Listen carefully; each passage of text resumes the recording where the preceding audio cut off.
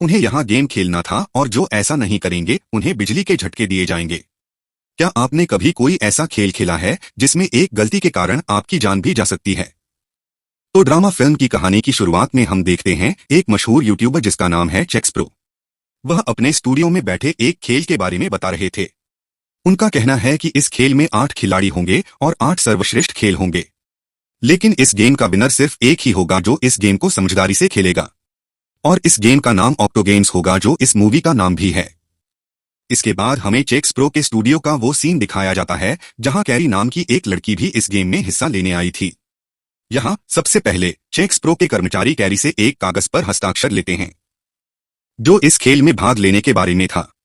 Carry ने यहाँ यह भी नोटिस किया कि स्टूडियो में हर जगह कैमरे लगे हुए थे। कैरी के अलावा और भी लोग थे जो इस गेम में हिस्सा लेने पहुंचे थे। वहां सभी लोगों को लग रहा था कि वे बड़ी आसानी से जीत जाएंगे। तभी एक स्क्रीन है जिस पर चेक्स प्रो आता है, जिसने चेहरे पर मास्क पहन रखा था। वह यहाँ सभी को खेलों के बारे में बताता है। उनका यह भी कहना है कि इस गेम के बाद वह सोशल मीडिया को छोड़ देंगे। उनका कहना है कि मेरे सभी अकाउंट्स जिन पर 115 मिलियन फॉलोअर्स हैं, मैं अपनी आईडी उस शख्स को दूंगा जो इस गेम को जीतेगा, यानी इस गेम का विनर। यह सुनकर खेल खेलने आए सभी खिलाड़ी खुश हो जाते हैं, लेकिन उन्हें थोड़ी हैरानी भी हुई।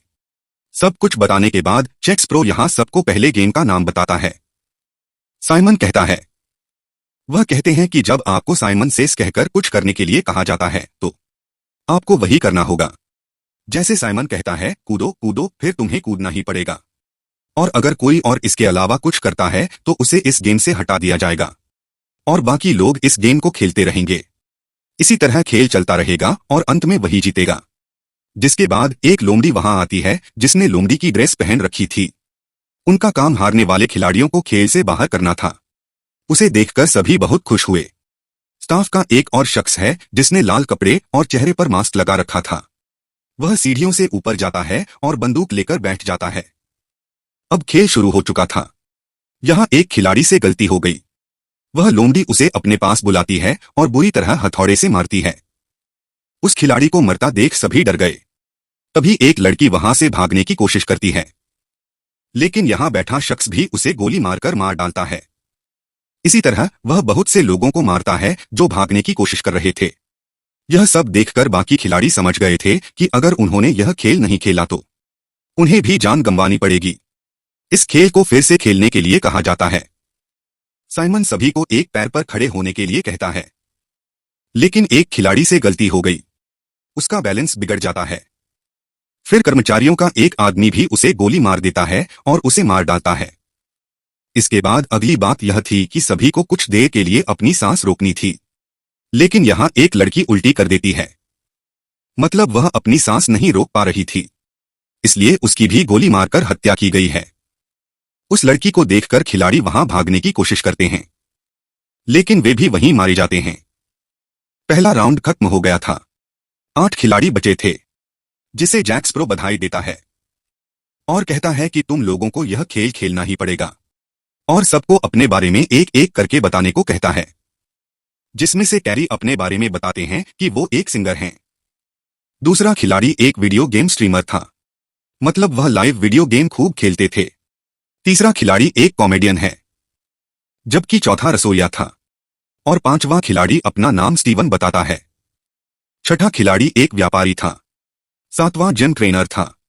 और अंत में 8वां खिलाड़ी जो कार्टून चैनल का होस्ट था। इतना सब होने के बाद एक शख्स जैक्स प्रो को इस गेम का वीडियो देता है, जिसे लेकर वह अपने दोस्त के पास जाता है और उससे कहता है कि बहुत जल्द हम यहां से भाग जाएंगे। हम फिर से स्टूडियो देखते हैं। बाकी 8 खिलाड़ियों को इस खेल को खेलने के लिए कपड़े दिए गए, जिसे सभी पहनते हैं। लेकिन अभी भी सब बहुत डरे हुए थे। सब यही सोच रहे थे कि अब इनका क्या होगा। क्या वे जीवित रहेंगे या पहले खिलाड़ियों की तरह मारे जाएंगे? यहाँ कॉमेडियन और जिम ट्रेनर ने कैरी के साथ मिलकर एक टीम बनाई थी। उन्हें देखकर बिजनेसमैन भी स्टीवन के साथ अपनी टीम बनाता है। जिसके बाद दूसरा गेम शुरू हो चुका था। इसमें जैक्स प्रो बताता है कि सभी को एक नंबर दिया जाएगा और उस नंबर के हिसाब से सभी अपनी बारी का इंतजार करेंगे। इसके बाद जिसके पास नंबर होगा उसे कूदकर आगे बढ़ना होगा। जब बोर्ड नीला होगा तब आपको आगे जाना होगा और आपको लाल के आने पर रुकना होगा। लाल के आने पर कोई आगे कूदेगा तो हारेगा। इस खेल में जैसे ही कोई खिलाड़ी हारेगा, यह खेल यहीं खत्म हो जाएगा। अब खेल शुरू होता है। हर कोई बारी बारी से खेलता है। यहाँ व्यापारी एक चाल चलता है। वह कैरी से अपना नंबर बदलता है। फिर टीवी शो होस्ट की बारी आती है। वह बड़ी सहजता से अपना खेल खेल रही थी। फिर यहाँ स्टीवन सीटी बजाता है, जिससे बेचारी का ध्यान हट गया और गलती से वह लाल के आने पर आगे बढ़ जाती है। फिर फॉक्समैन आता है और आकर उसे हथौड़े से मार डालता है। जैसा कि यह इस खेल की आत्मा थी, जो हारेगा वह प्राण खोएगा। कैरी बहुत रोता है। वह अपने साथी की जान बचाने की कोशिश करती है, लेकिन फॉक्समैन ने भी उसे मुक्का मारा। अब यहां दूसरा गेम भी खत्म हो चुका था। इसके बाद हम शेष 7 खिलाड़ियों को देखते हैं, जो एक बड़े हॉल के कमरे में थे। कैरी और कॉमेडियन गर्ल अभी भी अपने पार्टनर के लिए बहुत दुखी थे। तभी दोनों के पास एक व्यापारी आता है। कौन कह रहा था कि उसे स्टीवन को हराने में उसकी मदद करनी होगी, क्योंकि उसकी वजह से उसके साथी की मौत हो गई है। वह कहता है कि वह बहुत बुरा इंसान है। दोनों उसकी बात सुनते हैं और हाँ कर देते हैं। यानी अब वह बिजनेसमैन की टीम में शामिल हो गई थी। वहीं कुक भी अपने लिए पार्टनर ढूंढ रही थी, क्योंकि वह भी अकेली थी। वहां सबने उसे मना कर दिया। जब वह स्टीवन के पास जाती है, फिर वह गुस्से में उसे जोर से मारता है, जिससे उसकी नाक से खून बहने लगा और वह बेहोश हो गई। तभी वीडियो गेमर लड़का उसके पास आता है और उसका खून साफ करता है। वह कैरी और कॉमेडियन गर्ल से भी कहते हैं कि मुझे आपके साथी की मौत का बहुत दुख है। वह लड़का कैरी और कॉमेडियन लड़की से भी मिला। वह उनसे कहता है कि आज रात हमें यहां से निकलने का रास्ता खोजना होगा, क्योंकि वह अब यह खेल नहीं खेलना चाहता था। दूसरी तरफ हम जैक स्प्रो देखते हैं, जो अपने दोस्त के साथ था, जिसे हमने कहानी की शुरुआत में देखा था। उनके दोस्त के पास सभी खिलाड़ियों के मोबाइल फोन थे, जो बैठकर अपने परिवार को मोबाइल से मैसेज कर रहा था, ताकि किसी को शक न हो कि वह मुसीबत में है, क्योंकि इस खेल के बारे में किसी को कुछ पता नहीं था। वे दोनों 3 दिनों के भीतर यहां से भागने की योजना बनाते हैं, जिसके बाद खिलाड़ियों के लिए तीसरा गेम शुरू किया जाता है, जिसका नाम ऑब्स्टेकल कोर्स था। इस गेम में उन्हें बबल या बाउंसी को पार करना होता था। जैक स्प्रो का कहना है कि यह खिलाड़ियों की मर्जी होगी, वे इस खेल को खेलना चाहते हैं या नहीं। यह सुनकर जिम ट्रेनर झट से इस गेम को खेलने के लिए तैयार हो जाता है, और जैसे ही समय शुरू हुआ, वह बाधा कोर्स पार करने लगी। लेकिन जैसे ही वह अंदर जाती है, उसे फॉक्समैन मिलता है, जो उसे आगे बढ़ने से रोक रहा था। लेकिन किसी तरह वह इससे बाहर आती है। उसे देखकर सभी बहुत खुश हुए, लेकिन यहां एक शख्स ने उसे गोली मार दी, क्योंकि उसने इस खेल को समय पर पूरा नहीं किया। कैरी भी इस गेम को खेलना चाहते थे, लेकिन वह रुक जाती है। वह सबसे कहती है कि मैं यहां से निकलना चाहती हूं। बाहर का जीवन कैसा भी हो, मैं बस यहां से जाना चाहता हूं। लेकिन थोड़ी देर बाद वह कहती हैं, मुझे नहीं पता कि इस गेम को जीतने के बाद मेरी जिंदगी बदलेगी या नहीं। तो ये सब सोचते हुए वो वापस टीम में जाती है और खड़ी हो जाती है, जिसके बाद ये खेल भी खत्म हो गया।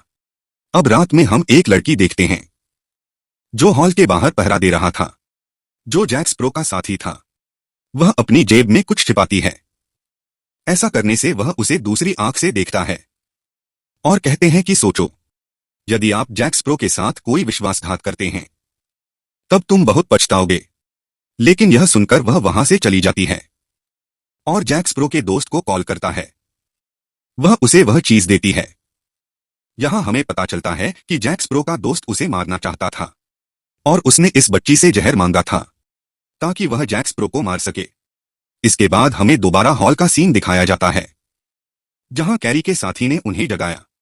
कौन सो रहा था, क्योंकि आज रात ही उसने यहां से भागने की योजना बना ली थी। वह लड़का जाता है और फॉक्समैन को देखता है। उसने सोचा कि वह सो रहा है, लेकिन जैसे ही वह अपने हथौड़े को छूता है, फिर वह जाग जाता है। तब वह लड़का उससे डर जाता है और चुपचाप सो गया। सुबह भी हो गई थी। इसके साथ ही उनका चौथा गेम भी शुरू हो जाता है। यह गेम था म्यूजिकल चेयर, यानी जब तक म्यूजिक चलता रहेगा, उन्हें कुर्सियों के चक्कर लगाने पड़ेंगे, और जब संगीत बंद हो जाता है, जो पहले बैठेगा वही जीतेगा, और जो नहीं बैठ पाएगा वह हार जाएगा। फिर जो इस खेल को अंत तक खेलेगा, उनके खाते में काफी पैसा भेजा जाएगा। यह खेल अब शुरू होता है। एक एक कर सभी खिलाड़ी आउट हो गए।